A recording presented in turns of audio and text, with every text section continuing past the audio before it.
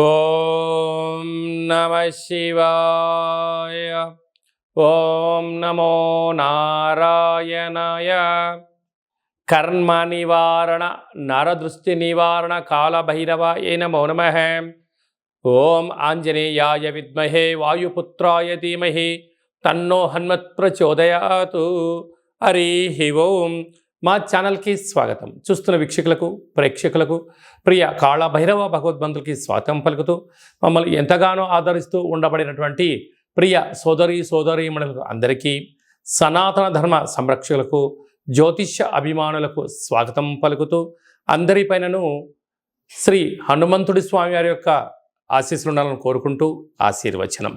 అందరికీ ధర్మ మార్గము, భక్తి మార్గము, రామ మార్గాన్ని ఏర్పాటు చేసే శక్తిని మనసు ప్రసాదించాలని మనసారా శ్రీ హనుమంతుడి స్వామి వారిని కోరుకుందాం.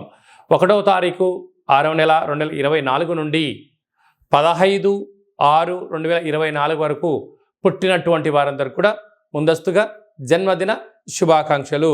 గతంలో వివాహం చేసుకున్న వారికి వివాహ వార్షికోత్సవ శుభాకాంక్షలు.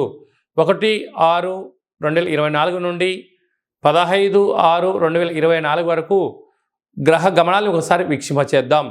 మేషరాశిలో కుజుడు స్వక్షేత్రకారకుడు, వృషభ రాశిలో చతుర్గ్రహ కూటమి, రవి బుధ గురు శుక్ర సంచార స్థితి, శుక్ర భగవానుడు స్వక్షేత్ర సంచార స్థితి.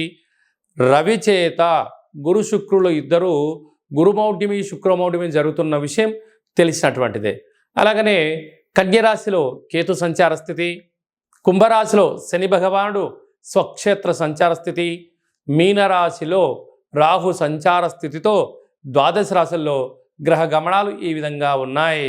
సింహరాశి వారికి గురువారం అమావాస్య రోహిణి నక్షత్ర సందర్భంగా గజకేసరి యోగం కోసం ఎలాంటి విధులను పాటించాలి, అలాగనే వృషభ రాశిలో రాజ్యస్థానంలో చతుర్గ్రహ కూటమి సంచార స్థితి ఉన్నప్పుడు ఎలాంటి అదృష్టాన్ని పొందాలో ఈ వీడియోలో సవివరంగా సంపూర్ణంగా తెలుసుకుందాం.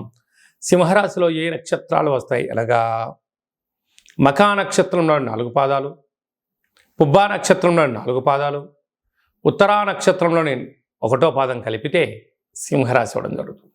చాలామందికి పుట్టినటువంటి కాల సమయంలో డేటా ఆఫ్ బర్త్లో లేనటువంటి కారణం వలన పేరు యొక్క మొదటి అక్షరాన్ని అనుసరిస్తూ రాశిని తెలుసుకునే ప్రయత్నం చేద్దాం.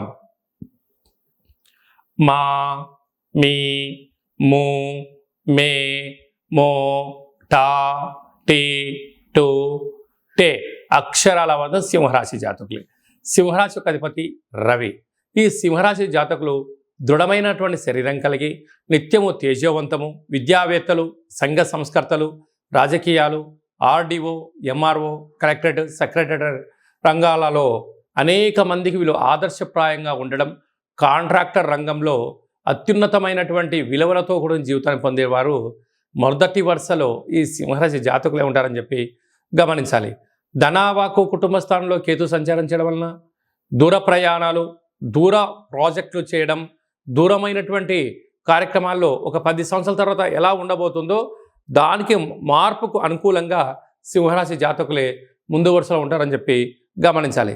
7వ స్థానంలో శని భగవానుడు స్వక్షేత్రకారకుడు అవ్వడం వలన ప్రేమికుల మధ్య సయోధ్య, భార్యాభర్తల మధ్య అన్యోన్యత, విదేశాలకు వెళ్ళాలి, ఎక్స్పోర్ట్స్ ఇంపోర్ట్స్ చేయాలి అనే వారందరికీ కూడా ఇది చాలా మంచి కాలము అని చెప్పి గమనించాలి. అష్టమంలో రాహు సంచారం చేయడం వలన దయచేసి ఎవరికి అప్పులు ఇవ్వద్దు, అప్పులు తెచ్చుకోవద్దు. మీ జన్మ నక్షత్రం రోజున అష్టమి, పూర్ణిమ, అమావాస్య తిథులు ఎందున దూర వాయు జల ప్రయాణాలు పెట్టుకోవద్దు. అలాగా వాహన ప్రమాదాలు పొంచి ఉన్నాయి, రుణ సమస్యలు బాగా పొంచి ఉన్నాయి. మీరు ఎవరైతే బాగా నమ్ముతారో వారే మిమ్మల్ని మోసం చేయడానికి చాలా సిద్ధంగా ఉన్నారు. ఇలాంటి భూ సమస్యలు, కోర్టు సమస్యలు, శత్రు సమస్యలు పొంచి ఉండడం వల్ల కొద్దిపాటిగా మానసికంగా, శారీరకంగా ఇబ్బంది చెందే పరిస్థితి చాలా అధికంగా ఉంటుంది. ఇలాంటి కాల సమయంలో ఈ రాహువును తృప్తిపరచడం కోసం రాహు యొక్క దృష్టి మీ మీద లేకుండా ఉండాలి అన్నట్లయితే మీరు ఎంత బరువు అయితే ఉంటారో అంత బరువు కలిగినటువంటి ఉప్పును తులాభారంగా చేసుకొని ఆ ఉప్పును సమానమైన నీటితో వేసి కరిగించి ఆ నీటికి శివుడికి రుద్రాభిషేకం చేసినట్లయితే మీకు రాహువుకు సంబంధించిన దోషాలు తొలగిపోయి అన్నింటా విజయం మీ సొంతం అవుతుంది. లేదా భాగ్యస్థానంలో కుజుడు ఉండడం వల్ల భార్యాభర్తల మధ్య అన్యోన్యత చాలా అవసరం. మూడో వ్యక్తుల మధ్య మీ అంతర్గత విషయాలు చర్చించకపోవడం యోగదాయకం అని చెప్పి గమనించాలి. లేకపోతే పచ్చడి సంసారంలో నిప్పులు పోసుకొని విడిపోయే పరిస్థితి చాలా అధికంగా ఉంది. తస్మాత్ జాగ్రత్త. రాజ్యస్థానంలో బుధాదిత్య రాజయోగం, రవి బుధుడు కలిసి ఉండడం వల్ల ప్రభుత్వ ఉద్యోగం ప్రయత్నం చేసేవారికి చాలా మంచి కాలము. ఉద్యోగంలో విజయం మీ సొంతం అవ్వడము, అక్కడే గురువు అక్కడే శుక్రుడు స్వక్షేత్రకారకుడు అవ్వడం వలన వృత్తులలో ఉద్యోగాల్లో ఆశించినటువంటి విజయం మీ సొంతం కాబోతుంది.